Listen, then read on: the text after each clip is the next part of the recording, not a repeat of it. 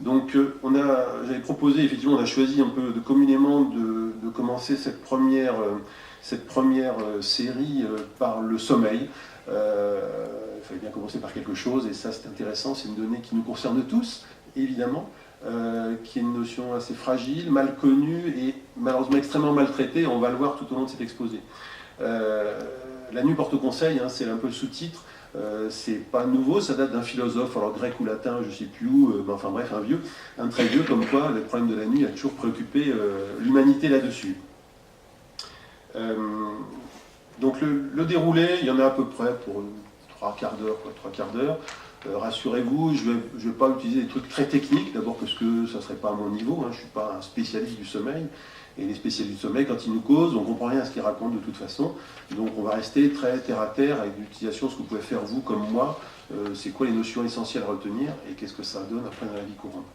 Donc le plan, on va bien sûr définir qu'est-ce que c'est que le sommeil, quel rôle il joue, qu'est-ce qu'un sommeil normal, parce que ça, je m'aperçois en consultation que la notion d'un sommeil normal, c'est pas partagé parfois par tout le monde.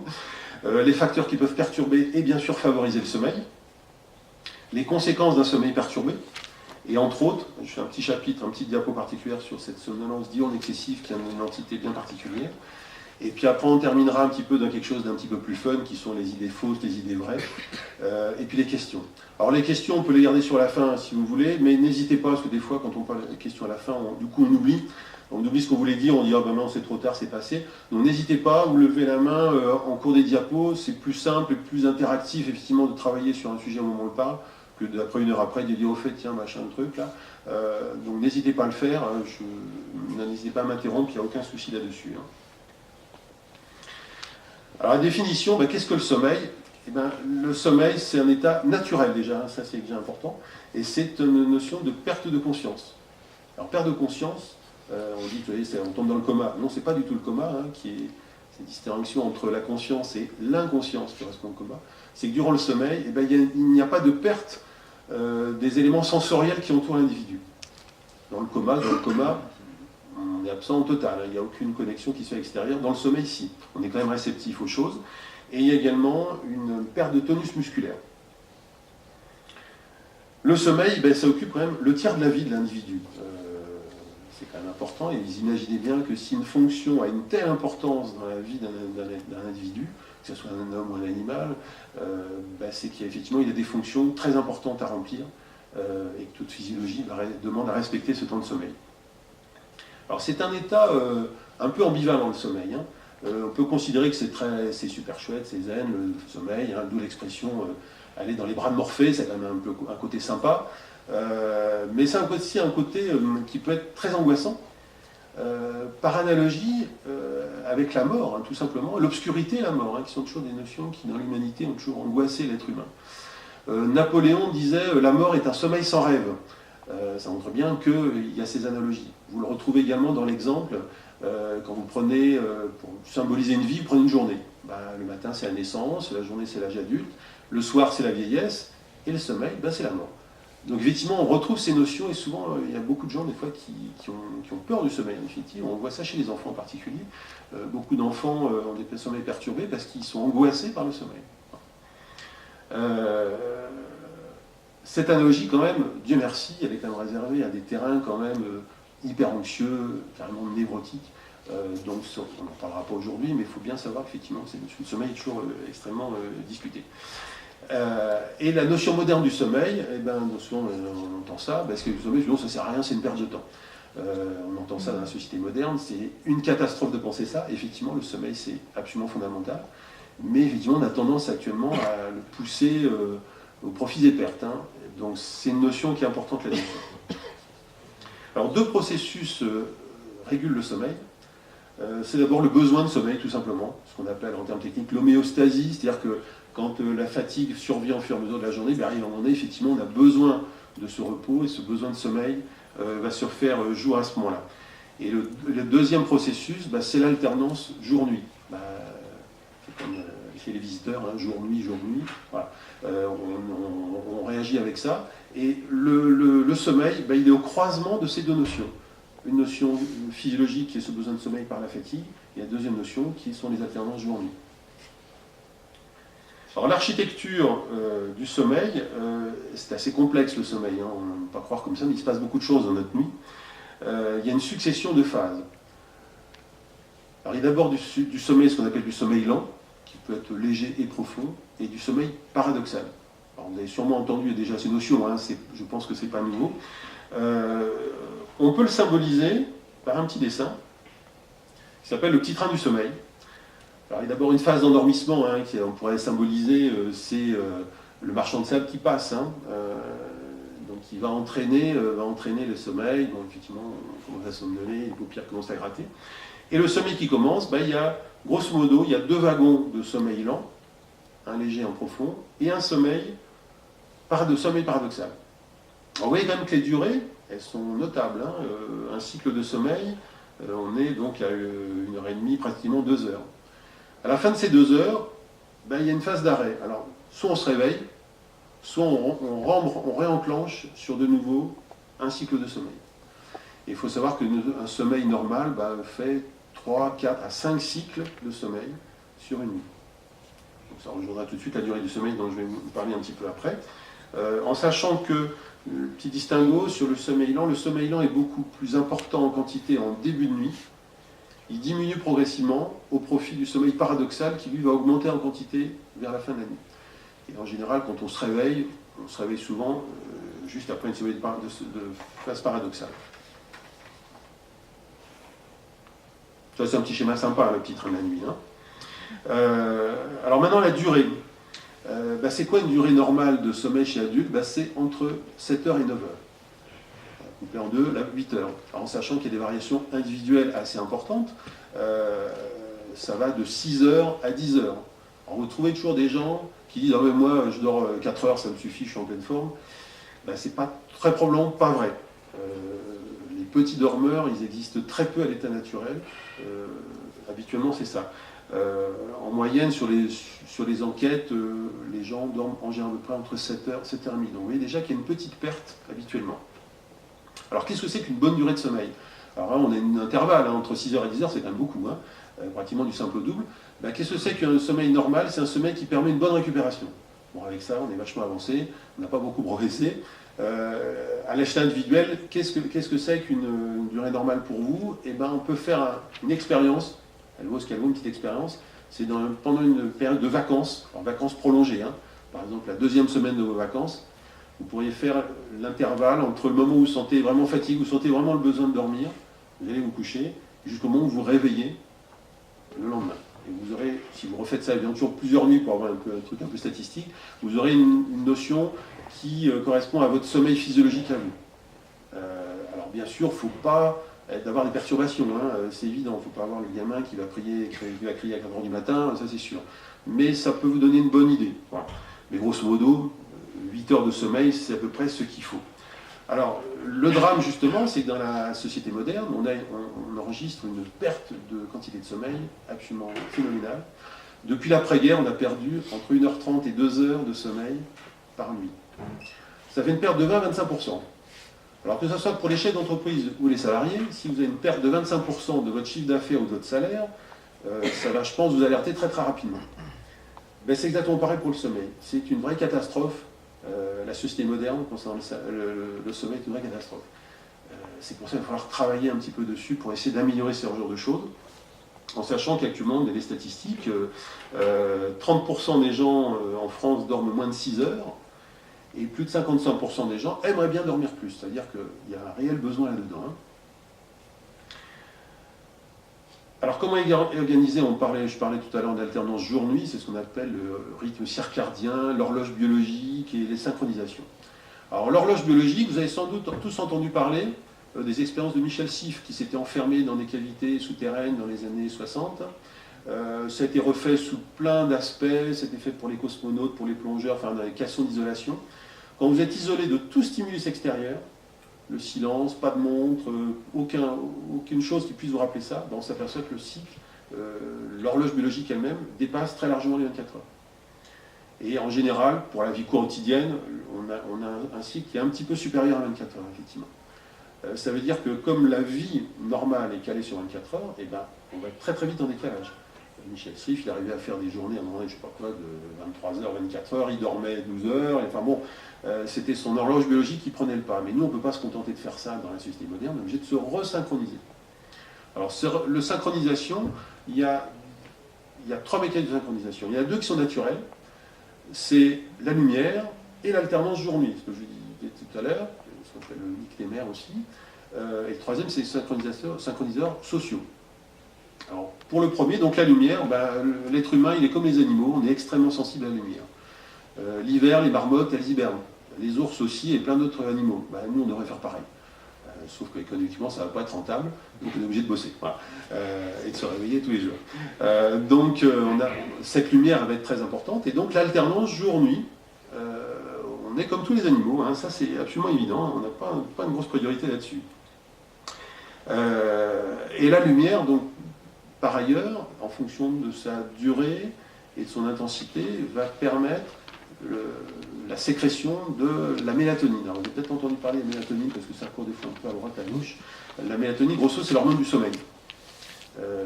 Donc, la baisse de luminosité va favoriser la sécrétion de mélatonine et donc entretenir le sommeil.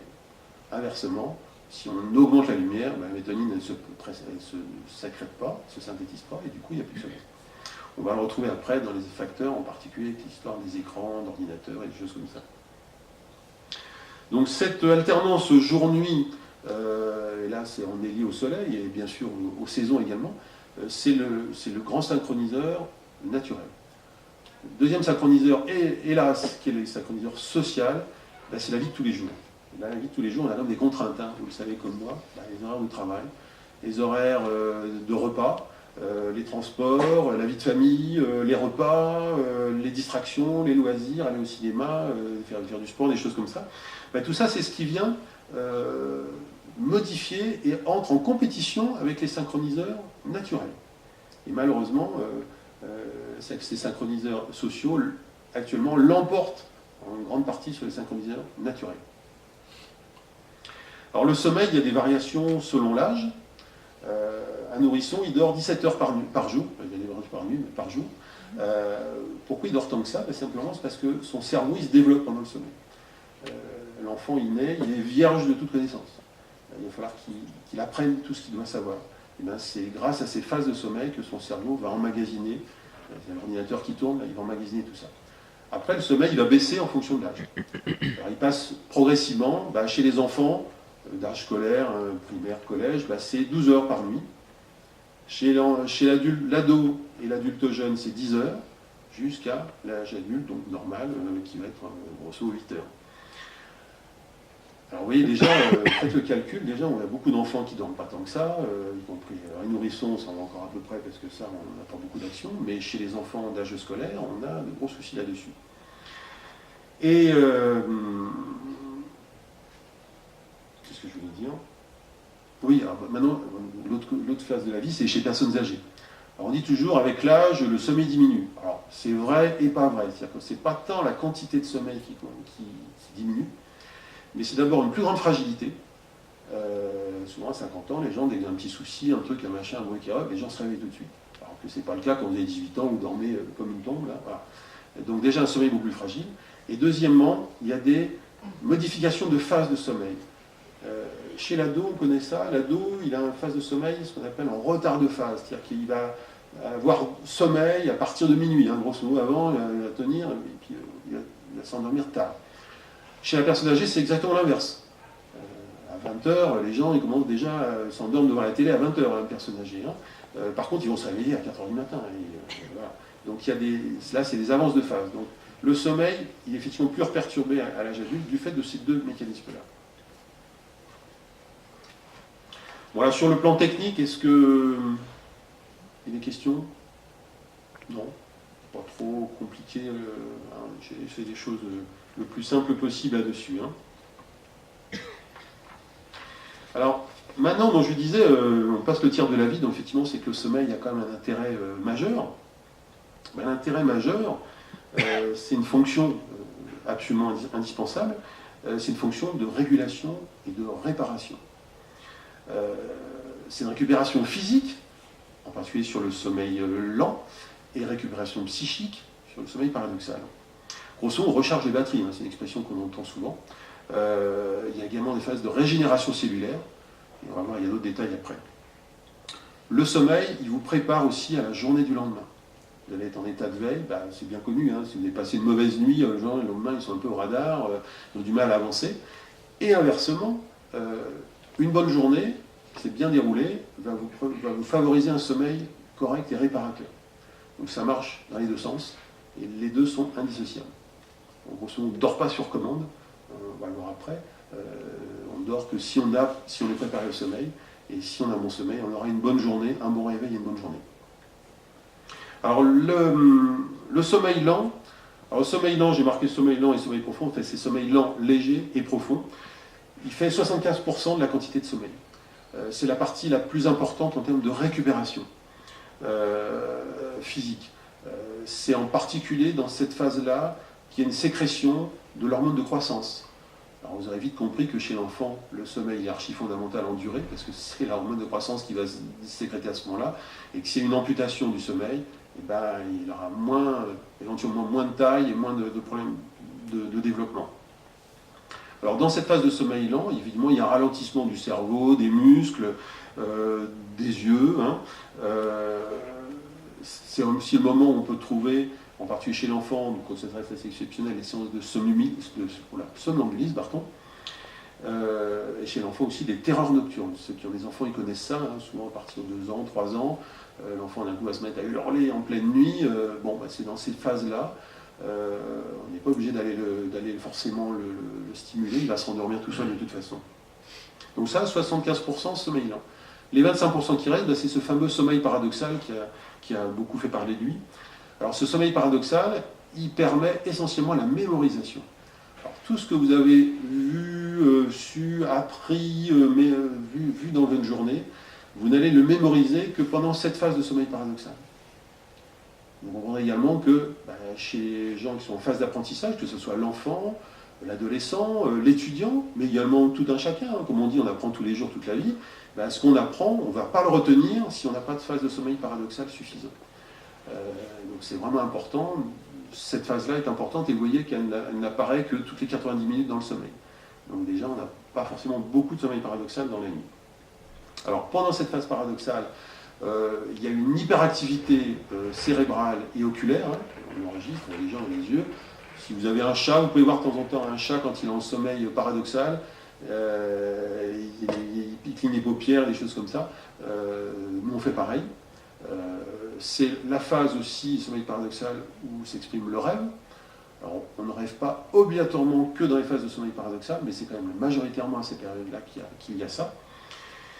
Et accessoirement, chez les hommes, on peut avoir des érections nocturnes, donc ça peut avoir un petit côté sympathique, mais on ne s'en rend pas compte, donc c'est pas la peine. Et on parlait des phases de rêve, eh bien le rêve, ça aussi fait couler beaucoup d'encre. À quoi sert le rêve? On n'en sait strictement rien du tout. On n'a aucune idée de savoir à quoi ça sert et quelle est sa signification. Alors je sais bien que tout le monde dit les rêves, ça implique des tas de choses. Alors non, grosso modo, ça n'a pas un intérêt majeur. Le rêve, c'est souvent des choses complètement désincarnées ou qui sont liées des fois la journée, de réminiscence. On ne peut vraiment interpréter les rêves, hein, parce que ça intéresse souvent les gens, que dans des phases de psychanalyse, déjà quand on a atteint certaines phases où les rêves peuvent être signifiants. Mais le rêve de tout un chacun, vous comme moi au quotidien, ça peut être amusant ou anxiétant ou angoissant, mais ça n'a pas de traduction directe. Et effectivement, on ne sait pas à quoi ça sert réellement. Et les sécrétions hormonales, donc on dit qu'il y a pas mal de sécrétions hormonales qui se font dans le sommeil. Donc j'ai parlé de l'hormone de croissance, qui se fait donc dans le sommeil lent. La mélatonine, qui est donc l'hormone du sommeil, s'il doit en avoir une, c'est celle-là. Et inversement, en phase de réveil, il y avait aussi deux corps chimiques qui sont sécrétés, c'est l'histamine et le cortisol. En l'histamine, on fera aussi le rapport avec les allergies, on va le voir après. Et le cortisol, donc c'est la cortisone, hein, c'est ce qui nous permet de réémerger dans la journée. La sécrétion commence grosso modo à peu près à 4h du matin, et quand vous réveillez, un taux de cortisol qui est au maximum à ce moment-là à 8h en principe. Hein. On parle souvent peu, je vous parlais par exemple d'histamine, effectivement, qui est un médiateur de l'allergie en général, que ce soit les asthmes, les eczémas, les choses comme ça. Mais également, on s'est aperçu que les couchers trop tardifs donnent des baisses de lymphocytes dans le sang. Le lymphocyte, donc c'est un un des globules, un des éléments sanguins qui participe à l'immunité. Donc vous voyez que, pareil, le mauvais sommeil va pouvoir donner des troubles de l'immunité.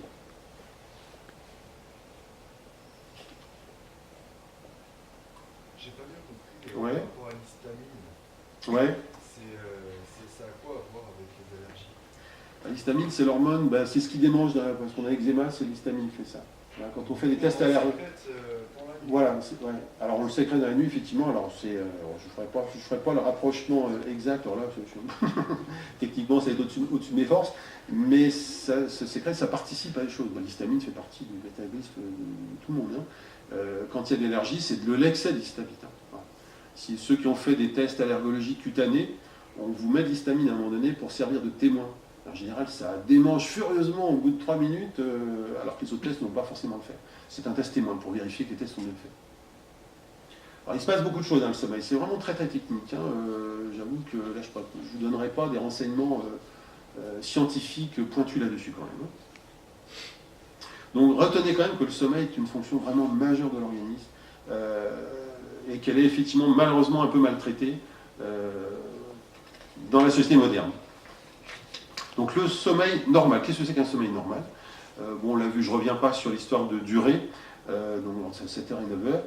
En dessous de 6 heures, on a une dette de sommeil, on contracte une dette de sommeil.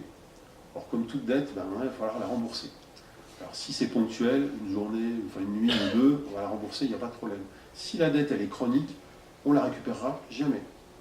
Ni en faisant la sieste, ni en faisant la grasse mat le week-end, ni quoi que ce soit, on ne la récupérera jamais. Imaginez que vous perdiez 3 heures, si vous dormez moins de 6 heures, déjà vous avez 3 heures de moins de sommeil par nuit, vous multipliez ça par au moins 5 nuits, il y a déjà 15 heures de sommeil, déjà il faudra déjà récupérer 2 nuits complètes en plus de celle du week-end. Donc c'est une mission impossible, donc il faut être vraiment vigilant là-dessus.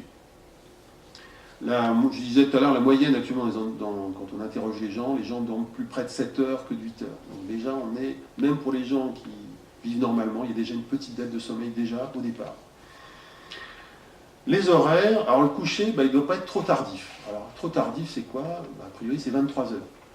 Alors ça tombe bien, à la télé, ça marque la fin du film, de l'émission. Je ne sais pas si vous avez remarqué maintenant, tout commence à 21 heures à la télé. Hein. On a décalé énormément les choses, donc du coup, on termine à 11 heures. Alors, il suffit qu'après, on fasse comme moi, on zappe un peu dans tous les coins, ou qu'on fasse les 36 chaînes de la TNT ou je ne sais pas quoi.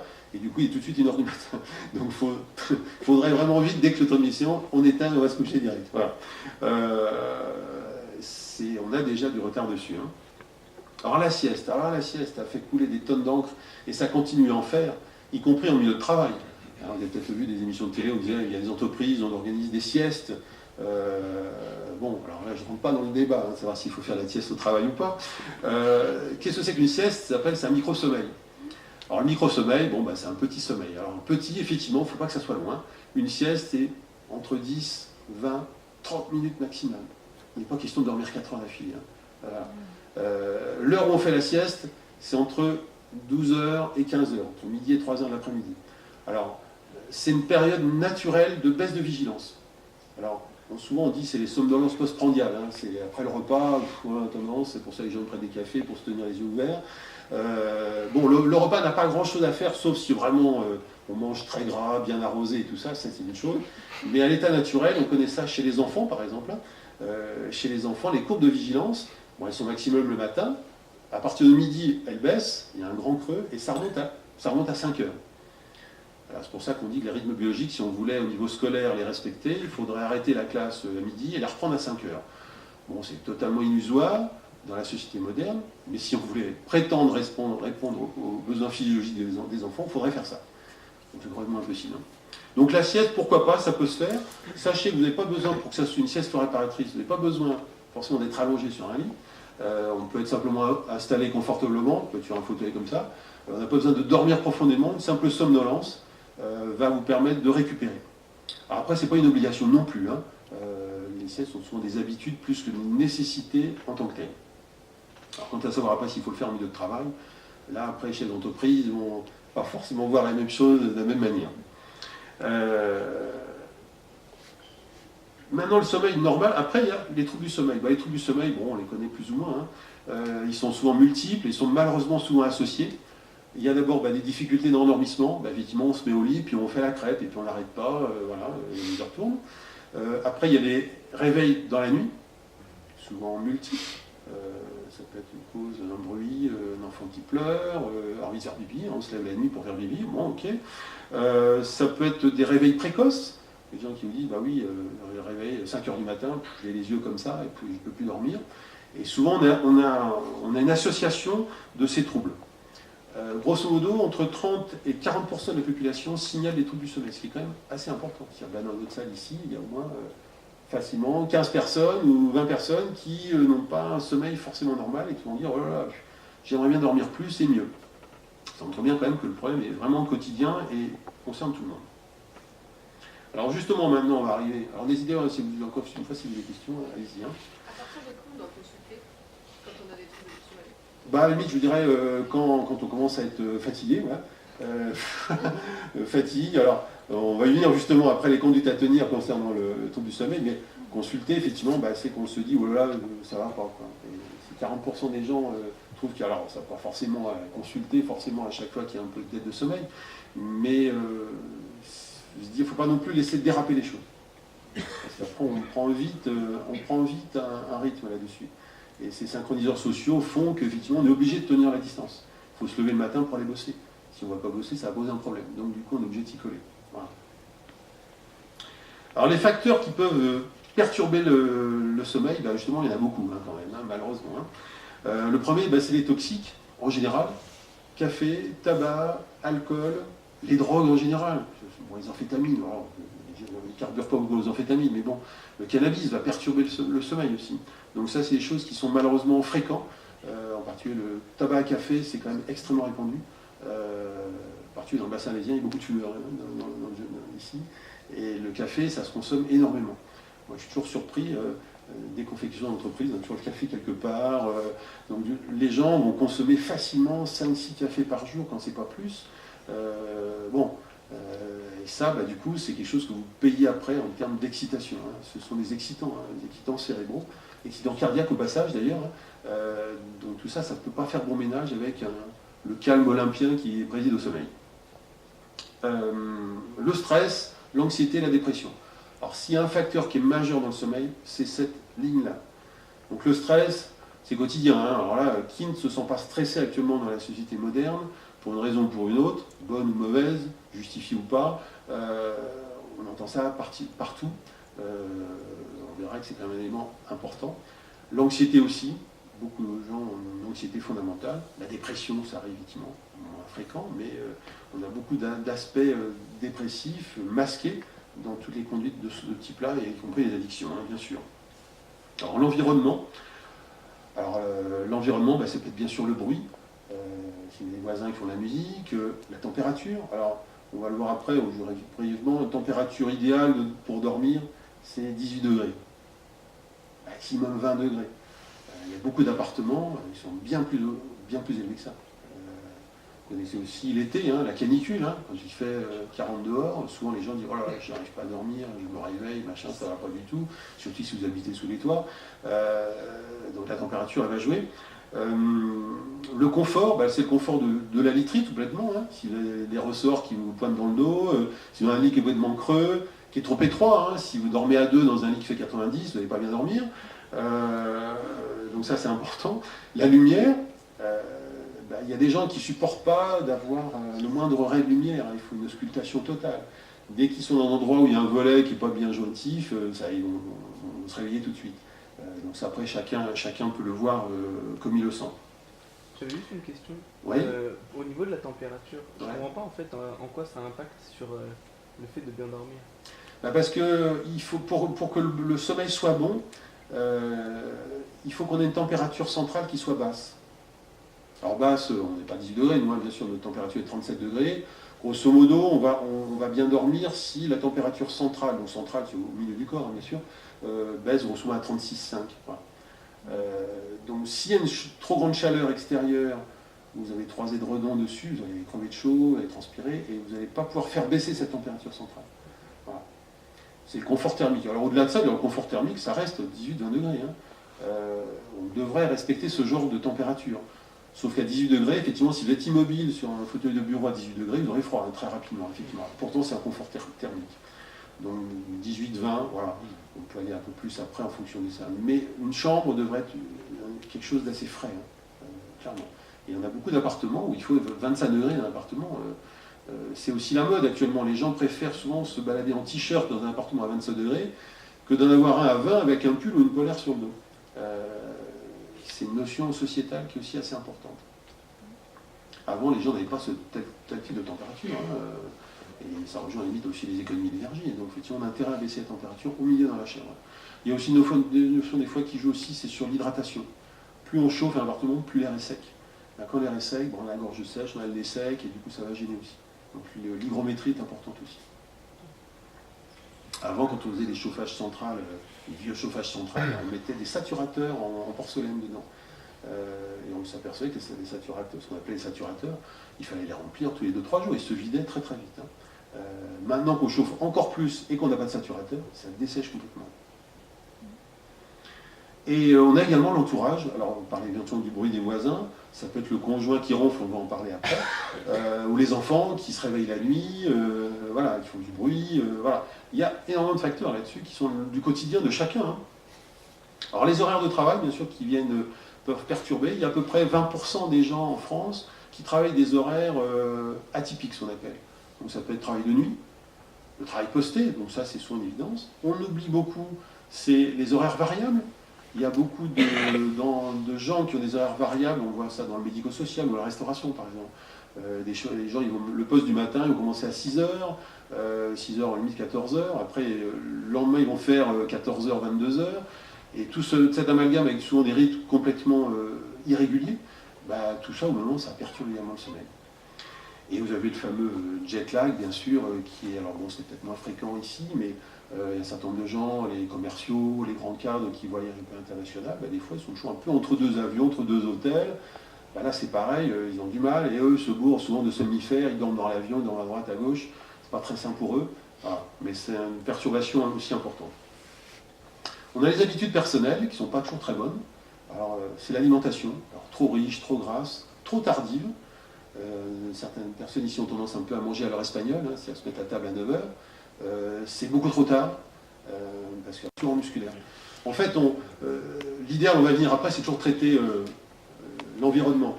Mais si on veut traiter le symptôme, puisque ce sont des secousses musculaires, ben, on va donner des myorelaxants, ça s'appelle des médicaments qui décontractent le muscle. Donc le chef de file que tout le monde connaît au moins de nom, c'est le Valium. On a d'autres déclinaisons, mais c'est souvent ça qu'on donne. Il y a le Rivotril, des choses comme ça. Voilà. Les vitamines, aussi, les vitamines B. Il y a plein de cocktails, hein, on peut faire plein de choses. Hein. Alors je parle que dans l'allopathie, hein. Moi je ne suis pas ni homéopathe, ni phytothérapeute, donc je connais que les médicaments allopathiques.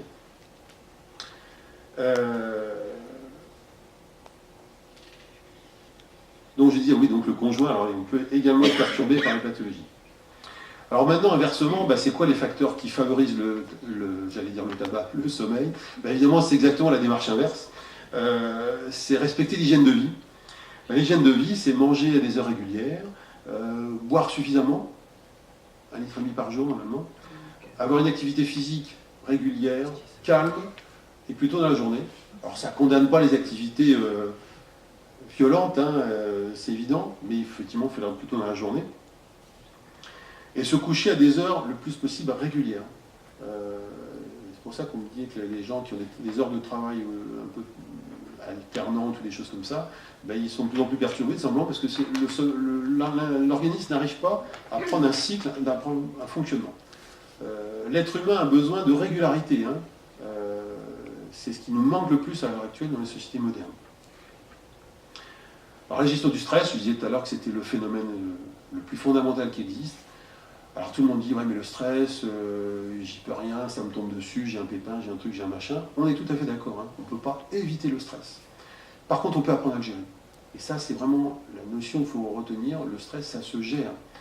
Alors le français est par définition, et c'est dans les études mondiales, le peuple le plus pessimiste au monde. On voit tout en noir, il n'y a jamais rien qui va.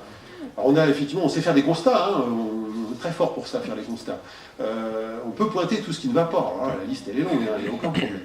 Mais il ne faut pas oublier quand même, si on est en bonne santé, on est jeune en bonne santé, c'est bien connu, c'est un bon facteur, on a un travail, on est dans une société quand même, c'est les Français, une société riche, on est en paix, on est en sécurité. Je sais bien qu'il y a des attentats, on est d'accord, mais on ne va pas non plus se mobiliser avec ça. On peut prendre des vacances, on a des RTT, on a une voiture, on peut aller se balader, on a des enfants, on va à la mer, enfin, on peut profiter. C'est un peu ce qu'on appelle aussi les définitions de la psychologie positive, c'est-à-dire d'arrêter de toujours se lamenter sur des choses, mais se dire j'ai ça qui ne va pas, et on est d'accord, hein, évidemment, on a plein de choses dont on peut se plaindre, mais il n'y a pas que ça non plus. Il y a d'autres choses qui peuvent nous permettre de faire levier sur ces choses-là. Et donc gérer le stress, ça commence par ce genre de choses. C'est analyser de quoi je me plains, quel regard je peux changer sur quelque chose dont je me plains.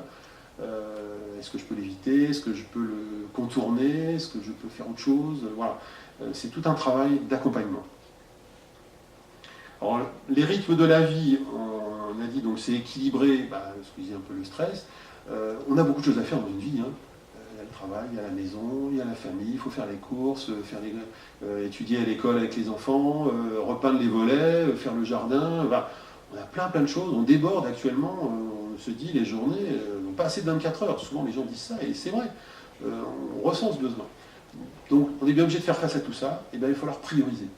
Et la gestion du stress va aussi faire partie de ce genre de choses, c'est prioriser. Qu'est-ce que c'est qui est vraiment important, incontournable, qu'est-ce qui me préoccupe moi, ou qu'est-ce qui me passe au-dessus et après ça je m'en fiche, voilà. On peut imaginer tout ce travail-là, et après s'organiser. Ne pas perdre de temps. On s'aperçoit que souvent on perd aussi beaucoup de temps pour des fois des choses qui n'ont pas beaucoup d'intérêt. Mais il faut gagner ce temps-là pour justement faire avancer les choses. Assurer le confort, l'environnement, on a parlé tout à l'heure de la température, donc le silence, la literie. Alors on parlait tout à l'heure, monsieur parlait justement des températures. Alors pour avoir le corps frais, il faut avoir les pieds chauds. C'est un peu un paradoxe comme ça, mais quand vous dormez, souvent, alors les femmes ont toujours les pieds froids, c'est connu. Donc heureusement que les hommes servent de bouillotte, ça permet de réchauffer. Mais alors, la bouillotte d'ailleurs est un très bon moyen de se réchauffer les pieds. Hein. C'est un peu tombé en désuétude, mais c'est vraiment un moyen très important. Les couvertures chauffantes aussi sont utiles. Plus vous êtes en température agréable à l'extérieur du corps, plus votre température intérieure pourra baisser un petit peu. Si vous avez froid partout, vous allez faire une vasoconstriction, c'est-à-dire tout le sang qui est en périphérie, il a froid, il va se réfugier dans le centre du corps. Il va se réfugier en maintenant la température du corps. Et il ne va pas permettre de la baisse de cette température. C'est comme ça qu'on explique le fait, effectivement, qu'on ne dort pas bien si on rentre dans un lit froid avec des pieds froids. Et nos anciens, ils connaissaient le problème. Hein. Ils bassinaient, vous savez, ils prenaient des bassinoires là, avec des braises chaudes, et on bassinait les lits avant de se coucher. Et après, on a connu la période des bouillottes, hein, soit avec eau, soit les briques qu'on faisait chauffer. C'est un peu perdu de mode, et c'est pourtant un outil très très agréable, ce qui permet justement de ne pas trop augmenter la température de la chambre. Faire la sieste, bon, pourquoi pas. Alors il faut, comme je disais tout à l'heure, hein, la sieste, si elle est courte, au bon moment et réparatrice, le sommeil sera effectivement amélioré. Par contre, si vous dormez 4 heures l'après-midi, c'est même pas la peine, vous n'arriverez pas à vous endormir du tout. C'est pour ça qu'il faut manipuler la sieste avec une notion un peu prudente. Alors, qu'est-ce qui favorise également le sommeil? C'est les médicaments. Alors, la France est le premier consommateur de médicaments psychotropes au monde. On a un triste record là-dessus. Le médicament, ce n'est pas une réponse à ça. Hein. Certes, il peut servir. Si vous avez une maladie intercurrente, je dis une bronchite, de l'arthrose, des douleurs X ou Y, bien sûr, il faudra prendre des médicaments. On peut réguler le sommeil des médicaments, évidemment. On a 3 classes. Hein. Bon, les antidépresseurs, c'est un peu particulier, mais vous avez les somnifères, ce qu'on appelle les hypnotiques, et puis les anxiolytiques. Donc l'hypnotique, c'est, si on veut caricaturer, c'est le coup de bambou sur la tête. On prend ça, boum, voilà, on s'endort. L'anxiolytique, lui, va justement calmer l'anxiété, calmer la nervosité, calmer le stress, et donc favoriser le sommeil. On pourrait dire que l'anxiolytique était un peu plus physiologique, entre guillemets, que le somnifère. Donc on peut dépanner. Souvent, comme je disais tout à l'heure, hein, quelqu'un qui a une dette de sommeil un peu chronique, qui n'arrive pas trop à dormir dans la semaine, des fois, il vaut mieux lui dire, bon, allez, le vendredi et le samedi, prenez-vous un médicament, au moins vous ferez au moins 2 bonnes nuits dans la semaine. Voilà. Mais en tout cas, évitez, c'est pas parce que vous dépanne qu'il faut avoir la religion de médicaments. Les anxiolytiques somnifères ne devraient pas être pris plus de 3 semaines d'affilée. C'est ce qui est prévu, c'est marqué dans le Vidal, c'est marqué partout, c'est dit partout. 3 semaines, Quand on voit le million de gens qui prennent des médicaments pendant 20 ans, 30 ans, 40 ans, on est très très loin du compte. Donc effectivement, éviter de tomber dans le piège des médicaments. De toute façon, ce n'est pas une très bonne réponse. Ils vont vite épuiser leurs effets, on va devenir dépendant. Leurs effets secondaires vont au bout d'un moment être plus importants que leurs effets positifs. Donc évitez ça. Alors quand je parle de médicaments, c'est tous les médicaments confondus, hein, même l'homéopathie, tout ça. On ne devrait pas prendre quelque chose pour le sommeil, dans la mesure où ce sommeil, on doit le réguler nous-mêmes. Voilà. Parce que du coup, quand on prend quelque chose, du coup, on ne fait pas l'effort, le travail de réflexion et le travail d'aménagement de la vie qui va permettre le sommeil. Donc du coup, on est un peu à côté de la plaque de toute façon. Alors justement, comment on règle le stress? Il y a des médicaments, il y a l'accompagnement psychologique. Alors, la psychothérapie, qu'elle soit classique d'entretien, plus ou moins analytique ou pas, ou les thérapies cognitives et comportementales, ce qu'on appelle les TCC, vous avez sûrement aussi entendu parler de ce genre de choses, où là on cherche à gérer surtout le symptôme, c'est-à-dire qu'on va détourner l'image négative de l'absence de sommeil, en essayant de détourner l'attention des gens. Voilà. Donc ça ne se fait pas en 2 séances, ces thérapies, c'est sur plusieurs mois de toute façon. Et c'est d'autant plus long qu'on attaque le problème tardivement. Alors quand je dis tardivement, c'est souvent les gens se plaignent du sommeil, c'est à 45, 40, 45, 50, voire plus, alors que les troubles du sommeil commencent déjà dès l'âge de l'enfance ou de l'adolescence. Donc on est déjà très en décalage. Si on fait ce genre d'accompagnement très tôt dans la vie, grosso modo à l'âge de 20, 25 ans, c'est beaucoup plus rapide, beaucoup plus efficace et on part sur des meilleures bases. Et la luminothérapie, donc ça aussi, vous avez entendu parler de ça, tout ça c'est pas un mystère. Alors la luminothérapie, en fait, il y a 2 aspects, c'est la luminothérapie thérapeutique, sur ce qu'on appelle les dépressions saisonnières. Alors la dépression saisonnière, c'est souvent à l'automne, l'automne, l'hiver, on n'est pas tous très en forme, luminosité a baissé, donc on peut prescrire, les psychiatres prescrivent ça, c'est des séances de luminothérapie, donc c'est un écran qui délivre une lumière blanche de type solaire, il faut le faire au minimum une demi-heure, et il faut le faire évidemment le matin au réveil. Après, qui a le temps de se mettre devant une luminothérapie pendant une demi-heure? Eh bien, il n'y a pas forcément des tonnes de gens. En tout cas, pas forcément ceux qui en ont besoin. Donc, c'est un peu limité dans l'utilisation. Et il faut surtout pas en faire le soir. Et par contre, on peut dire, par exemple, pour les gens qui travaillent de nuit, essayer d'avoir le maximum d'exposition de lumière en début de poste et de le diminuer de l'intensité lumineuse au fur et à mesure de la nuit. Ça leur préparerait à leur sommeil. Et les lampes qui imitent le coucher, le lever du soleil. Alors pour l'aube, non, les lumières qui imitent l'aube, là, c'est ça? Oui, les trucs qui vont avec le réveil du matin, là? Oui, voilà. Oui, alors ça n'aura pas un effet réel de luminothérapie, je pense, parce que d'abord c'est progressif et c'est quand même assez rapide. Je crois qu'effectivement ils disent de mettre, ça commence, je ne sais plus, un quart d'heure ou 20 minutes avant, je crois, le réveil, un truc comme ça. Donc, alors pourquoi pas, mais je crois qu'il ne faut pas en attendre un grand résultat quand même. Les vrais trucs de luminothérapie, c'est vraiment un écran, grosso, c'est un écran d'ordi de 17 pouces, là, avec une lumière très blanche et qu'il faut vraiment se mettre en pleine figure. C'est pas tout à fait, effectivement, les réveils, les simulateurs d'aube, voilà, je cherchais le terme, simulateur d'aube. C'est sympa, sinon, c'est sûrement agréable. Bon, je n'ai pas, personnellement, mais je pense que c'est assez sympa comme truc, mais je pense pas que c'est un effet majeur quand même. Et la luminothérapie, non plus, n'a pas fait une preuve absolument éblouissante, c'est le cas de le dire, de son efficacité non plus. C'est très discuté, voilà. Voilà, donc pour ce qui concerne donc, les facteurs, on a dit perturbants et favorisants, évidemment, c'est l'un entraîne l'autre, évidemment, c'est le contraire. Alors maintenant, c'est quoi les conséquences d'un sommeil perturbé? La première chose, c'est baisse de vigilance, l'état de fatigue, on n'est pas très bien. On verra après la diapo justement ce que je parlais tout à l'heure de la somnolence diurne excessive qui est un somnolence. Si vous faites Paris-Lyon sur l'autoroute en voiture, vous dormez 20 minutes. Alors on ne se rend pas compte. Vous avez tous fait l'expérience sur l'autoroute, je dis tiens la sortie machin, je ne l'ai pas vu passer. Pourtant j'ai conduit. On est en pilotage automatique un certain nombre de champs. Voilà. De temps en temps on se réveille brutalement, sur des fois des routes un peu sinueuses, d'un coup vous voyez un tournant brutal qui vous réveille. Mais c'est pas tout le temps le cas. Donc les vigilances au volant, c'est vraiment un truc très très malsain. En particulier, on voit ça beaucoup chez les jeunes, chez les ados.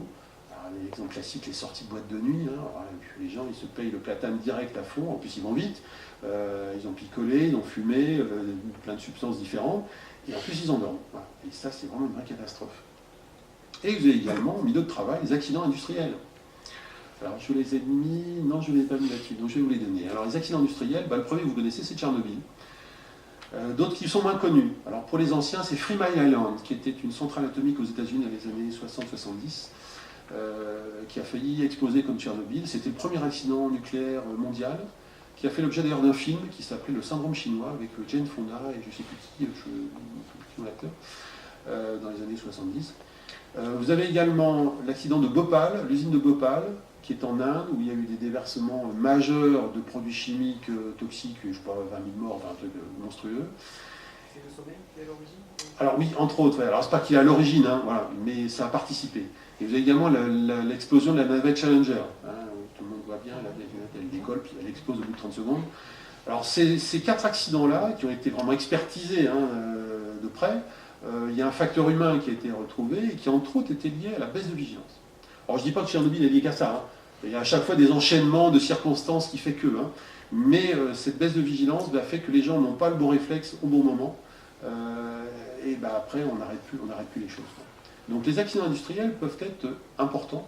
On est à la merci de ça actuellement, dans la haute technologie, où on a demande, maintenant l'être humain n'a plus un rôle direct, il a un rôle uniquement de surveillance, de contrôle. Quelqu'un est dans une centrale EDF toute la nuit, qu'est-ce qu'il fait toute la nuit? À part regarder des compteurs, c'est très très vite soporifique. Si à un moment donné, il y a un truc qu'il ne va pas percevoir parce qu'il a mal dormi, il a, je sais pas, son gosse qui est malade, ou il est en plein divorce, ou je ne sais pas quoi, il va pas être bien, il ne va pas être attentif aux signes d'alerte, qui peuvent être, si c'est un signal, si c'est une sirène à 150 décibels, il va le percuter, et si c'est un voyant qui s'allume, un cadran qu'il faut vérifier, il peut très bien passer à côté.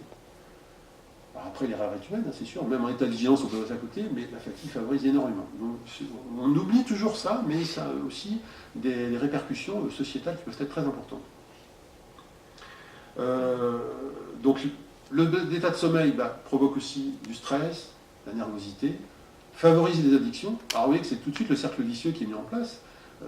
Moins on dort, plus on est fatigué, plus on est fatigué, plus on est stressé, plus on va consommer éventuellement des excitants, et plus on consomme ça, et plus on est stressé, plus on dort. Et la mécanique s'enchaîne très très vite. Hein. Il n'est pas question d'attendre 20 ans pour entrer là-dedans. En quelques semaines, on est parti direct. Hein. Alors il y a des risques également physiques, donc le risque cardiovasculaire. Les perturbations du sommeil sont bien corrélées entre autres avec l'hypertension et les accidents du type infarctus du myocarde. Le risque cancérogène, il est très récent. Alors, il est lié entre autres au travail de nuit. Alors, le travail de nuit a été classé comme cancérigène par le CIRC. Alors, pour ceux qui connaissent pas, c'est le Centre international de recherche sur le cancer qui est basé à Lyon. Donc, il fait des recherches. C'est eux qui établissent, entre autres sur les classifications des agents chimiques, par exemple, ou les agents de vie, classés comme cancérigènes. Alors, par exemple, le tabac est classé cancérigène. La pilule est classée cancérigène. Et il y a plein d'autres choses. Hein. Et entre autres, le travail de nuit, c'est une notion assez récente depuis 3-4 ans. Alors, on ne sait pas trop par quel biais. On a une hypothèse qui est justement le défaut de sécrétion de mélatonine et le défaut d'immunité. On disait tout à l'heure que l'immunité baisse quand il y a des perturbations du sommeil. Il faut bien savoir que tout un chacun, depuis que l'on naît, on a des cancers des débuts de cancer qui se développent dans notre corps tous les jours. On a un système du Bercy très pointu de réparation et de maintenance qui va réparer 99,99% des anomalies cellulaires, hein, les perturbations de l'ADN entre autres. Hein. Sauf qu'il y a un moment donné, le jour où il y a un truc, il y a un raté, ce 0,001%, il va donner un cancer plus tard. Et bien donc cet effet d'immunité peut être une explication en partie des choses. Alors ça a été décrit principalement dans les cohortes de soignants, les infirmières et soignantes de nuit, qui sont sûrement la plus grosse partie des gens qui travaillent de nuit, mais on commence à le découvrir sur d'autres facteurs. Et donc là, pour l'instant, ça reste des notions récentes sur lesquelles on manque de beaucoup de recul. Hein. Par contre, on a beaucoup de recul sur les risques métaboliques. Tout ce qui est diabète, surpoids, obésité sont également tout à fait corrélés aux perturbations du sommeil. Et en milieu de travail, là, je m'adresse plutôt aux chefs d'entreprise ou autres, c'est l'absentéisme qui peut faire ça aussi. Toutes les perturbations qu'ils peuvent donner, avec tout ce qu'elles comportent derrière, peuvent entraîner de l'absentéisme élevé. Donc ça fait quand même des conséquences importantes. Et une qui résume un petit peu tout ça, c'est ce qu'on appelle donc la somnolence diurne excessive. Qu'est-ce que c'est que cette somnolence? C'est simplement un besoin excessif de dormir dans la journée. Les paupières qui tombent, dès qu'on lâche le stylo, on commence à faire avoir les yeux qui se ferment. On constate, on vit tout ça, hein, on a tous vécu ça de toute façon, hein, c'est pas une expérience hors norme.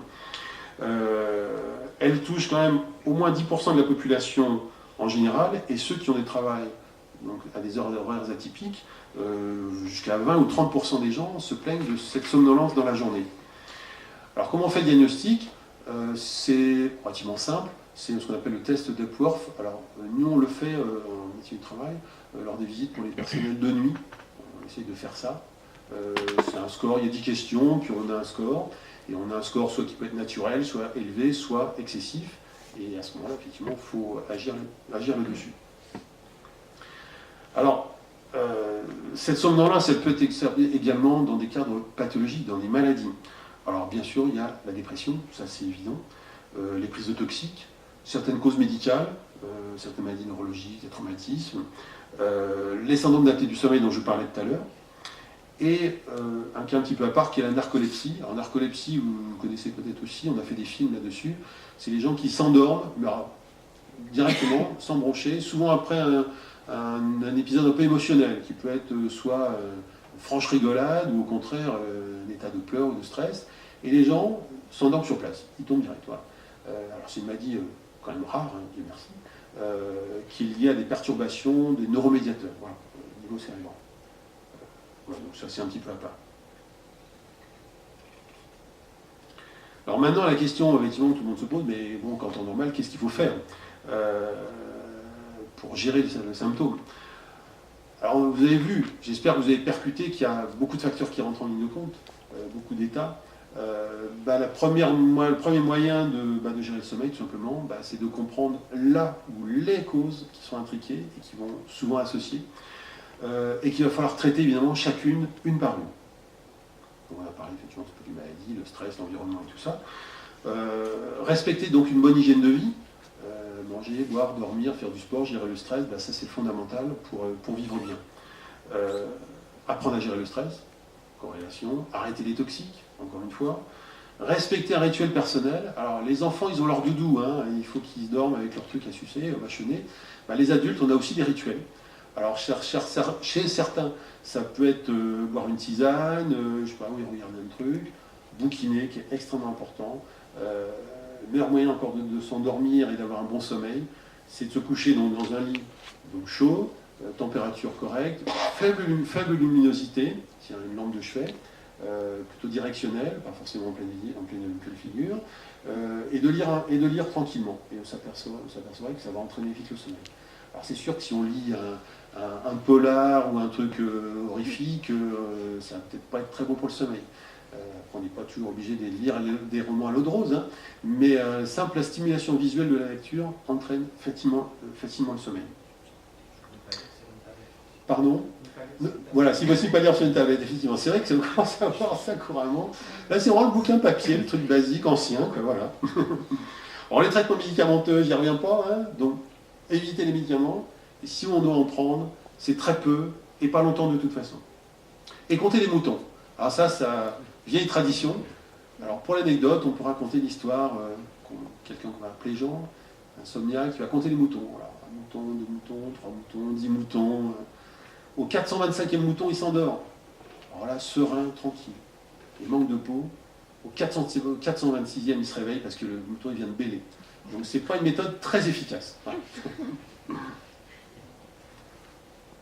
Alors puisqu'on est dans l'anecdote, on va donc terminer par un peu les idées vraies et les idées fausses.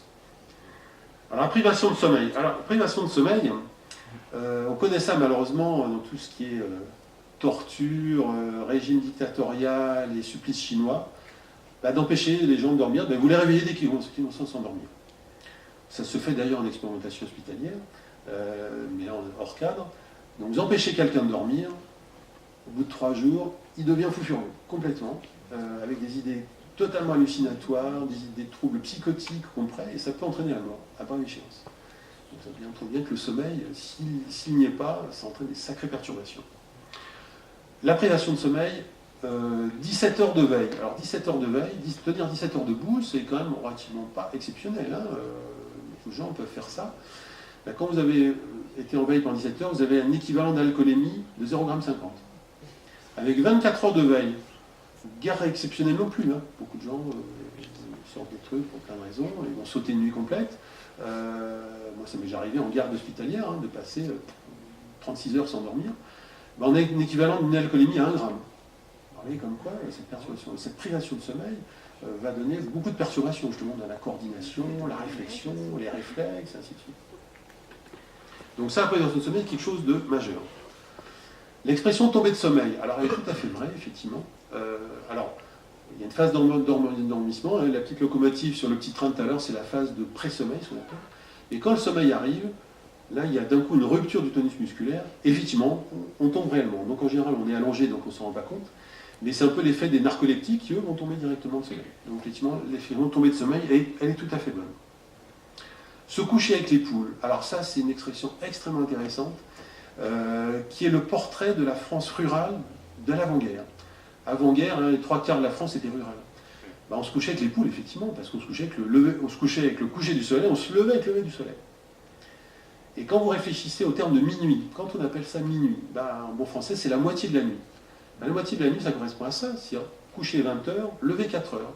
C'est ce que faisaient les paysans avant. Il fallait traire les vaches, on attaquait au champ, et il fallait tenir, pour de bon, 17 heures en plein cagnard, à faire des activités physiques, donc il fallait un bon repos. Ben, le repos, effectivement, se coucher avec les poules, c'est vrai, et c'est effectivement, physiologiquement, ce qu'aurait besoin l'être humain. On en est un petit peu loin quand même, hein, vous imaginez, à l'heure actuelle, c'est pas tout à fait le cas, parce que quand on parle de minuit, en général, beaucoup de gens n'ont même pas encore songé à se coucher alors qu'il est déjà minuit. Vous imaginez quand même le décalage que ça peut faire. Faire une nuit blanche, ou ne pas fermer les yeux de la nuit. Alors ça, c'est une fausse expression, enfin c'est une vraie expression, mais c'était une fausse signification. On ne fait jamais de nuit sans sommeil. C'est exceptionnel, ça n'existe pas. Quand vous dites j'ai fait une nuit blanche, vous avez dormi au minimum 3 heures, voire plus. Alors pourquoi ça? Ben, tout simplement parce qu'on ne mémorise, on ne ressent que les phases de réveil. Donc effectivement, le reste, on ne le voit pas. Souvent, les gens disent bah, j'ai vu toutes les heures du cadran, hein. J'ai vu 1 heure, 2 heures, 3 heures, 4 heures. Effectivement, c'est vrai, ils l'ont vu, hein, effectivement. Mais ils sont peut-être endormis 2 minutes après. Donc ils n'ont vu et ils n'ont la mémoire que de ces périodes-là. Donc les nuits blanches, alors, ça perturbe le sommeil, évidemment, hein, ça c'est sûr, mais il n'y a pas de nuit sans sommeil. Ça a été bien vérifié en hôpital. Hein. En hôpital, quand on fait des tracés de sommeil, les gens vont dire j'ai pas dormi de la nuit, on a tous les tracés, et puis c'est filmé en plus, vous avez dormi tant d'heures. Donc ça montre bien que ça rassure un petit peu les gens. Hein. Donc dites-vous, quand vous avez fait ça, vous êtes quand même en état de pouvoir faire des choses derrière. Qui dordine, voilà, c'est une autre expression aussi qu'on entend. Alors ça n'a absolument rien à voir avec le sommeil du tout. D'où vient cette phrase? Ça vient des hôteliers qui avant disaient si vous voulez une chambre pour la nuit, il faut dîner le soir. Donc qui dordine, c'était une injonction. Alors ça se fait moins maintenant, hein. Maintenant c'est moins le cas, mais avant c'était le cas. Par contre, effectivement, les perturbations du sommeil, et on le connaît bien par exemple pour les travailleurs de nuit, le travail de nuit augmente la prise de poids.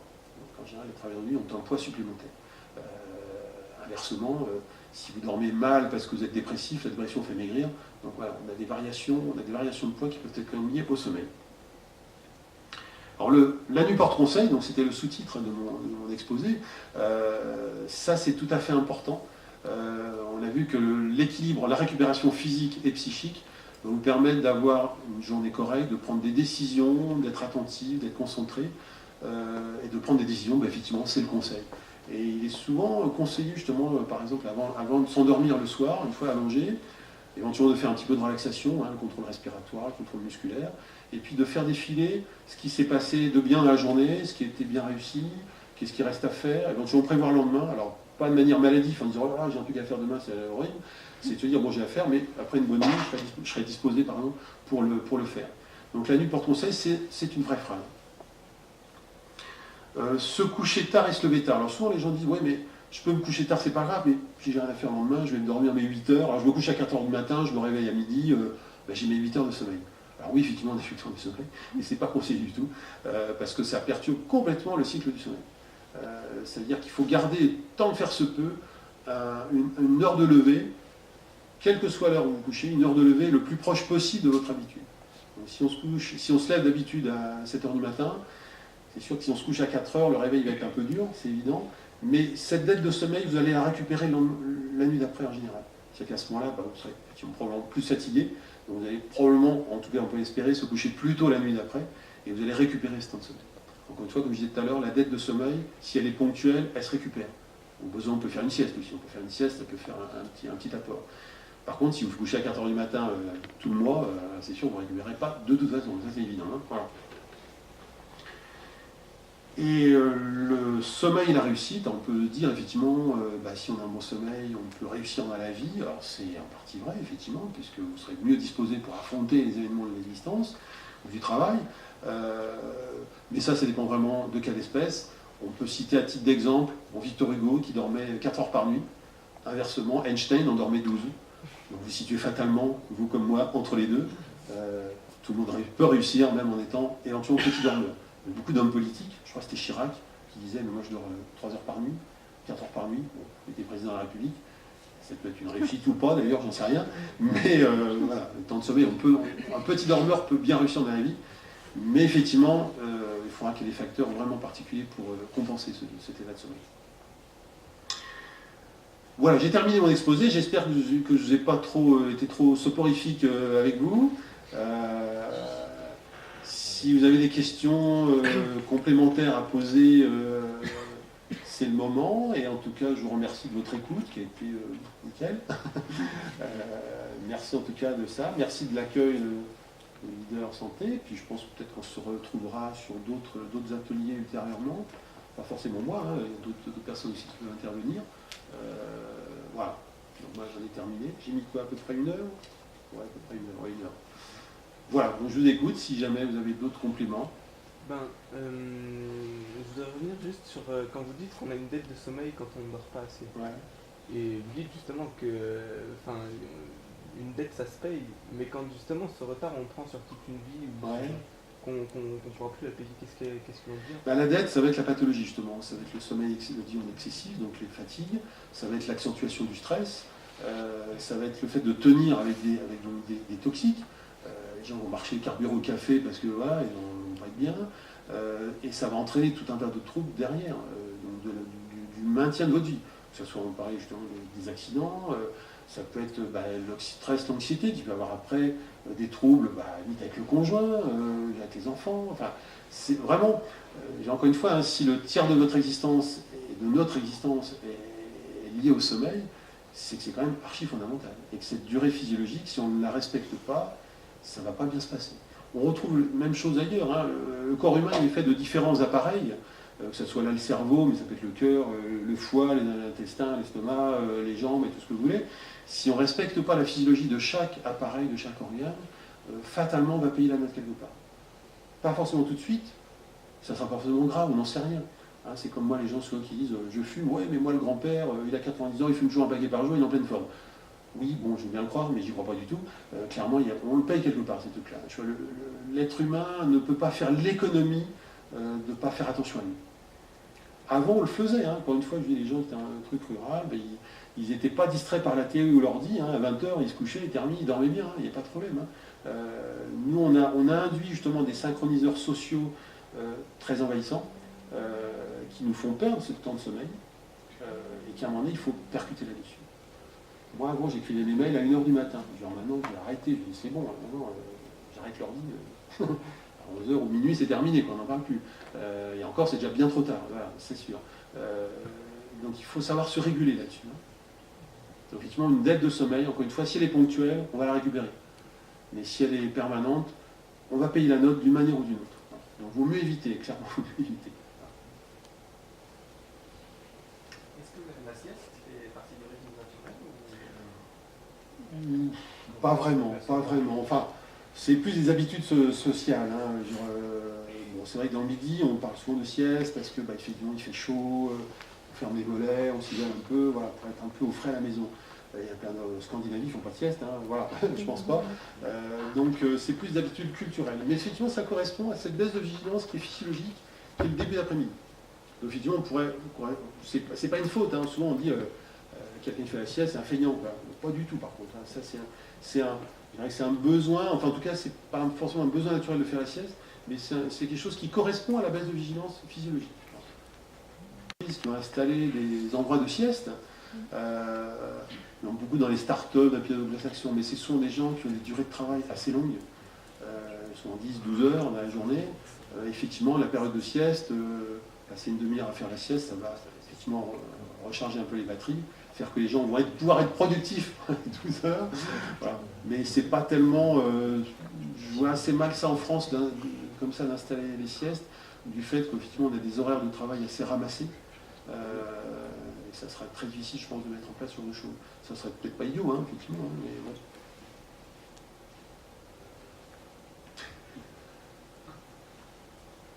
Quand est-ce qu'on met le réveil? Au dernier moment ou pour avoir la nuit la plus grande ou un petit peu avant pour se mettre en route le matin? Ah, pour se mettre en route, bah, de toute façon, dès que le réveil vous réveille, de toute façon, la nuit est terminée virtuellement. Non, Alors, des fois, on est un peu au radar. Hein, d'aube, là, de se réveiller progressivement. Voilà. Non, il n'y a pas de règle. De toute façon, je pense que le réveil, c'est traumatisant quand même. Hein, que ce soit le buzzer ou la radio ou la musique, ça reste un événement traumatisant. Surtout quand c'est pas l'heure où on a envie de se réveiller. Après, je crois que c'est physiologiquement chacun d'avoir rentrer dans la journée progressive. De prendre un petit déjeuner. Ah, ça aussi, c'est un truc qui est pas français, ça. On marche à l'envers, monsieur, en France. Hein. Les gens, ils se lèvent, ils mettent dans le verre d'équerre dans un café, ils sautent dans le pantalon, dans la voiture, et vont au boulot. Ça, c'est très très malsain. D'abord parce qu'on n'a pas de rodage, on n'a pas d'échauffement. Ça rejoint d'ailleurs les troubles musculo-squelettiques. Hein. On arrive à froid au boulot, on commence à décharger les camions, ça, c'est pas bon. Donc, il faut un temps, de la même manière qu'on a un rituel d'endormissement, mais il faut aussi, à la limite, un rituel d'éveil. On ne se réveille pas quand la cloche est seule. Donc prendre un petit déjeuner tranquille, ambiance aussi, limite un peu tranquille, pas prendre les lumières en pleine poire aussi non plus d'entrée de jeu, avoir un truc un peu progressif. Prendre une douche, pas prendre de douche, se mettre de l'eau froide pour se réveiller, prendre le café. Bon, chacun aura des rituels. Mais je crois que c'est la progressivité. Alors la progressivité, évidemment, on a du mal à le faire parce que le matin, on se lève un peu au dernier moment. On part vite. On ne respecte pas bien les choses. C'est-à-dire que si on se couchait plus tôt, on pourrait se lever plus progressivement le matin. Mettre le réveil un peu plus tôt et se dire, plutôt que de mettre 20 minutes, je suis dehors, de mettre 1 heure. Voilà. En 1 heure, j'ai le temps de me tartiner mes trucs, me prendre mon café tranquille, prendre ma petite bouche peinard, écouter les infos, partir, choisir mon vêtement. Ça, c'est pour les femmes, les hommes, nous, on s'en fout. Ça me permet d'avoir cette rentrée progressive. Voilà. Donc effectivement, l'heure, après, ça va dépendre de chacun. Se réveiller à la fin du sommeil paradoxal. Logiquement, oui, voilà, mais on ne maîtrise pas réellement. Quoi. On n'a pas un compteur de sommeil qui va dire, tiens, c'est le bon moment. Quoi. Ça, c'est pas évident. Je veux dire, un certain nombre de perturbateurs extérieurs. Comment? Vous deviez avoir une application. Une appli, ça. Avec maintenant les trucs connectés, là, les montres connectées, on va bien trouver un truc un jour là-dessus. Ouais. On pourrait imaginer, hein, on peut mesurer les mouvements oculaires dans les sommeils, on fait ça en étude hospitalière pour les tracés de sommeil, on enregistre des choses, on pourrait imaginer en enregistrant les mouvements oculaires, de se dire, au bout de tant de phases de sommeil paradoxal, le mouvement oculaire enregistré, maintenant c'est l'heure de se réveiller.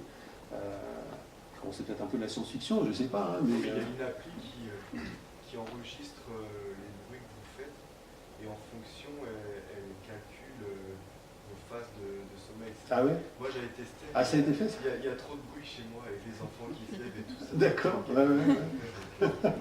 J'ai essayé, ouais. Ah oui, d'accord, je ne savais pas que ça existait. Vous mettez à côté sur votre table de chevet. Ouais. Et en fait, ça vous enregistre en dormant. Et puis ça peut vous dire d'ailleurs si vous gonflez, s'il y a peut-être des risques d'apnée du sommeil. Oui, d'accord. C'est le portable qui marche sur la table de nuit. Oui, c'est fou. En plus, ça va stresser de sentir qu'il y a un capteur à côté, c'est pas évident. Aziz, il avait essayé avec un bracelet, lui. Dans le cadre de santé à Montpellier, on avait un bracelet, et effectivement, ça donne. Qui enregistrait les mouvements. Ces mouvements, c'était. D'accord, ok. D'accord. On a les phases dans la nuit. D'accord. Mais je ne sais pas s'il va. Et le tracé était pertinent? Enfin, on arrivait à avoir des choses. Je ne sais pas si. Soit s'il y a un sommeil profond ou sommeil léger, mais je ne pense pas qu'il détecte le sommeil paradoxal. D'accord, ok. Mais en fait, on avait une coupe avec En principe, sur le sommeil paradoxal, il y a un relâchement musculaire total. Donc par contre, là, on devrait avoir une absence totale de mouvement. C'est peut-être pour ça qu'on pourrait se repérer à cette phase-là, par contre. Parce que mesurer le mouvement oculaire, il faut déjà une installation. C'est assez. Il y a un mouvement. Pas là-dessus, mais. Ouais. Ça permet pas de réveiller. Ça te donne juste- D'accord, oui, c'est ça. On peut toujours tout imaginer, hein, effectivement. On pourrait imaginer que l'appareil, avec un algorithme, dise bon voilà, il y a tant de cycles de sommeil maintenant. Voilà, on a eu les phases de sommeil paradoxal durent à peu près 20 minutes. On pourrait se dire, au bout de 20 minutes d'absence totale de mouvement, on va réveiller la personne. Pourquoi pas? On s'est servi aussi pour mesurer l'activité physique. Ouais. Alors, il y en a qui trichaient, ils mettaient ça sur une boule, ils la laissaient couler. Ah d'accord, ok, carrément. La boule D'accord. pour toute la journée, et le Ouais. soir, on dit, là, j'ai fait mon activité physique. Ouais, d'accord. Alors des fois on fait plus d'activité physique qu'on ne le croit, effectivement. Il y a pas mal de gens qui en milieu de travail, par exemple, prennent des podomètres pour mesurer tout ce qu'ils ont fait dans la journée. Et on s'aperçoit que des fois on peut faire 15 bornes dans un temps de travail. Sauf que c'est pas 15 bornes de randonnée la montagne, ça n'a rien à voir du tout. Hein. Le bénéfice de la marche au travail, qui est un piétinement aller-retour ou piétinement sur place sur un sol en béton lissé, ça n'a rien du tout à voir avec les bénéfices de la marche randonnée, enfin, sur terrain accidenté. Effectivement, on peut mettre des capteurs, hein, c'est possible. Et est-ce qu'il y a des positions pour dormir qui sont mieux que d'autres, enfin, qui permettent Non, je trouve que c'est. Alors, pareil, on le maîtrise pas directement puisqu'on se retourne dans son sommeil sans s'en rendre compte. Donc on peut dormir sur le dos, sur le ventre, sur le côté, et ça varie dans le temps aussi. Selon le moment, moi je me rappelle quand j'étais jeune, je dormais sans oreille, à plat complet. Maintenant, je m'avais regardé de le faire, j'aurais tout de suite des mal au cervical. Donc on va travailler sur le truc. Donc effectivement, il n'y a pas de position idéale. C'est chacun va se retrouver. Et quand il y a un moment donné où vous sentez gêné, vous revenez, vous retournez. On voit ça dans les apnées du sommeil. Les apnées du sommeil en général sont majoritairement évidemment quand vous êtes sur le dos. Il y a une chute de la langue en arrière, il y a plein de choses qui fait que dès que vous retournez, vous mettez en chien de fusil, l'apnée du sommeil disparaît. À tel point d'ailleurs qu'ils ont un traitement assez original pour ce genre de cas-là, c'est qu'ils mettent une ceinture avec des balles de tennis dans le dos, ce qui fait que dès que vous êtes sur le dos, vous êtes tellement mal que vous retournez automatiquement sans s'en rendre compte. Traitement positionnel assez original. Mais donc il n'y a pas de position idéale, c'est chacun va le voir comme ça, puis de toute façon vous allez changer dans la nuit, fatalement. En général on ne s'endort pas forcément, vous allez lire sur le dos tranquille, quand vous endormez vous vous mettez dans une position de toute façon. Est-ce que l'apnée du sommeil, ça s'arrête au bout d'un moment, quoi? Est-ce que ça se guérit? Oui, on peut, tout à fait. Alors, le traitement, hormis le traitement donc positionnel, de se mettre sur le côté un chien de fusil par exemple, de gérer tous les facteurs qui vont avec, hein, on a dit dans le tabac, le surpoids, le lit, tous ces trucs-là. Après, on a des masques de ce qu'on appelle de pression positive. On en est là, nous. Oui, voilà, c'est ça. Alors, donc, effectivement, voilà. Donc, est-ce qu'un jour, on pourra enlever ce masque? Alors oui, tout à fait. Moi, j'ai déjà vu des gens qui ont effectivement eu des périodes, parce que justement, ces troubles dont on n'explique pas actuellement la recrudescence, hein, on ne sait pas trop. Alors, c'est probablement lié, moi, à mon sens, c'est une explication sur l'hygiène de vie et le stress. Donc, on peut supposer que le jour où les conditions qui ont favorisé les apnées du sommeil, elles se calment, effectivement, on n'aura plus besoin de ces pressions positives qui sont quand même pas très agréables en tant que telles, pas toujours très bien tolérées en plus. Hein. Oui, je pense, moi personnellement, pour moi, les apnées du sommeil, c'est pas du tout quelque chose de chronique. Alors, on a les mêmes éléments, par exemple, pour les gens qui sont traités pour hypertension. Souvent, j'entends les gens dire ah oui, mais on me traite, c'est à vie. Souvent, même les médecins le disent. Non, c'est pas vrai du tout. Si l'hypertension est liée aux conditions de vie, au stress, au café, au truc, au surpoids, machin, si cette classe se calme, attention, on pourra arrêter les traitements. Mais bien sûr, il faut que les causes elles disparaissent. Donc pour les apnées du sommeil, c'est pareil. Donc c'est vrai que c'est très. On est un peu en perplexité concernant ces apnées du sommeil, qu'on estime en plus extrêmement sous-diagnostiquées à l'heure actuelle. Faut reconnaître que c'est. C'est pas très compliqué maintenant de faire ça, il n'y a plus besoin d'être hospitalisé pour faire les mesures d'apnée, ça se fait à la maison, tranquillement. On a des trucs un peu de partout, la tête, les machins, mais bon, ça se fait simplement en tant que tel. Mais je pense que si on devait en faire à beaucoup plus de gens que ça, on en aurait sûrement beaucoup plus. Hein. Alors, tout ronflement n'est pas synonyme d'apnée du sommeil, évidemment, hein, ça c'est clair. Hein. Mais c'est une pathologie qui est assez surprenante à l'heure actuelle. Comment? Je dis, ça fait un peu peur. Oui, oui, tout à fait. Ouais. Enfin, pour celui qui est à côté. En général, le conjoint, enfin, comme c'est majoritairement les hommes, en général, c'est les femmes qui disent ouais, mon mari va mourir. Alors, c'est peut-être une bonne chose d'ailleurs, hein, ça peut être un bon débarras, hein, Ça dépend de... un bon moyen. Mais en général, c'est vrai que c'est très angoissant parce qu'on sent les gens qui, d'un coup, ils respirent plus. Et puis ils reprennent, après, on reprend la respiration de manière un peu bruyante. Enfin, c'est vrai que c'est perturbant pour le conjoint, ça c'est vrai. Et on peut quand même avoir des notions. On soigne, en principe, je crois que ça partit en, je ne sais plus si c'est 15 ou 30 apnées par heure. C'est quand même beaucoup, hein. 30 apnées par heure, ça en fait une de toutes les 2 minutes. Hein. Et il y a bien plus que ça. Hein. On arrive à des gens qui en font 60 par heure, donc toutes les minutes une apnée. J'imagine le conjoint à côté, lui, a intérêt à se prendre un somnifère s'il ne dort plus. Voilà. Voilà, donc c'est vrai que c'est une pathologie assez gênante actuellement et qui donc perturbe la vie du lendemain. Et plus la vie du lendemain est perturbée, plus le sommeil d'après. Puis c'est un cercle vicieux tout ça. Il faut vraiment à un moment donné arriver à bien analyser tous les facteurs qui jouent et puis arriver vraiment à les casser, se dire non, là, ce truc-là, stop, là, s'il faut que j'arrête le café ou le tabac, bah, j'arrête, point barre, s'il faut que j'arrête la boxe taille à 10h du soir, bah, il faut que je la dépasse à un autre moment. Enfin, il y a vraiment, c'est vraiment la décision après de chacun de se dire, il faut que j'acte quelque chose pour que j'améliore mon quotidien. Enfin, ça, c'est vraiment important. Et nous, médicalement parlant, on est limité, hein, les actions médicales, je n'aurai pas médicaments, et je vous dis, c'est vraiment pas la panacée du tout. Le reste, c'est vraiment l'hygiène de vie qu'il faut corriger, majoritairement. Voilà. Autre question? Ouais. Oui, parce qu'en faisant des apnées du sommeil, on a pas mal de risques de santé quand même aussi. Ah oui, oui, ça augmente effectivement le risque de mortalité cardiaque, hein, oui. des choses comme ça. Donc c'est quelque chose qui est effectivement un peu inquiétant justement. Et déjà qu'on a déjà beaucoup de facteurs d'augmentation de la mortalité cardiovasculaire actuellement. C'est pas pour inquiéter les gens qui disent ça, hein, mais les statistiques sont quand même un peu inquiétantes. Hein. Grosso modo, on le voit en médecine du travail en plus. Hein. Tout ce qu'on voyait avant des pathologies à 60 ans, on les voit à 40-45. Ce qu'on voyait à 40-45, on le voit à 20-25 maintenant. Donc on a quand même il y a un rajeunissement important des pathologies, une aggravation des pathologies, et manque de chance, une réponse médicale qui est assez limitée. C'est pas le médecin qui va changer l'hygiène de vie des gens, hein, clairement. Hein. On peut dépanner, on peut aider, on peut traiter ce qu'on veut, mais majoritairement, c'est l'individu doit faire quelque chose pour soi. Bon, après, la phrase de Kennedy qui disait aux Américains, ne vous demandez pas ce que fait l'État pour vous, mais demandez ce que vous pouvez faire pour le pays, ou je sais plus quoi, enfin une phrase, voilà. Moi je dis souvent ça aux gens, je dis, nous on peut faire quelque chose, on peut vous aider techniquement, vous donner des conseils, mais c'est chaque personne qui doit faire le travail derrière. Si on dit qu'il faut arrêter le tabac, bah, c'est pas le médecin qui va arrêter le tabac à la place des gens, hein, ça c'est évident. Il y a un vrai travail de prise de conscience que la santé c'est quand même un facteur majeur. Là on attaque sur le sommeil, mais il y aura d'autres ateliers qui sont sur d'autres aspects de la santé et de l'hygiène de vie. La santé c'est ce qui conditionne votre capacité de travail tout simplement. La santé c'est notre force de travail, qui avant était très manuelle, et maintenant aussi est très intellectuelle, posturale et autres. Donc ça rejoint les travails de troubles musculo-squelettiques et autres, ou de stress au travail. Donc cette santé, elle est faite de tous nos quotidiens. Moi j'ai souvent dit ce que je disais tout à l'heure, hein, manger, boire, dormir, faire du sport, gérer le stress. Donc il y a 5 items. C'est les 5 items qui sont la base de la santé. Voilà. S'il n'y a pas ça, et c'est comme toute chaîne, hein, s'il manque un maillon, ça ne marche pas. Si c'est vraiment fondamental en termes d'hygiène de vie.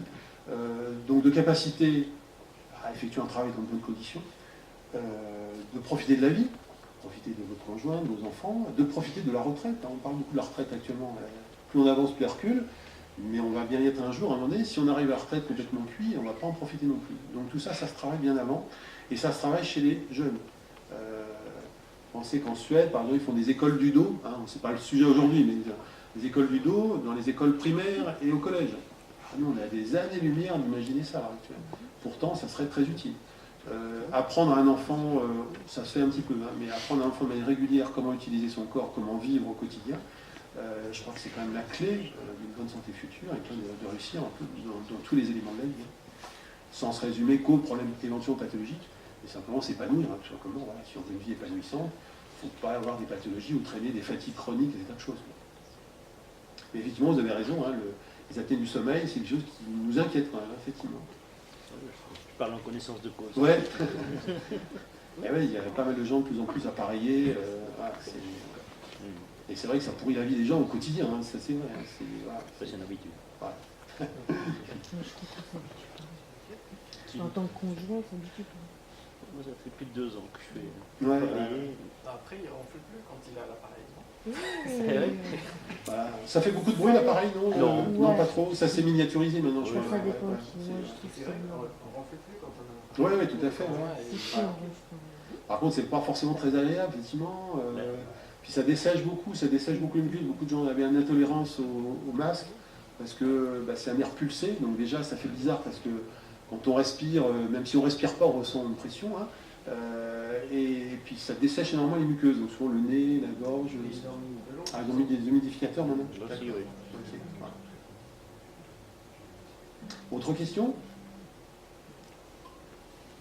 Non? Bon. Allez, folie. Tout soit dit. Bon, tout de suite, dans une demi-heure, c'est bon. Merci en tout cas Merci à vous. de votre participation.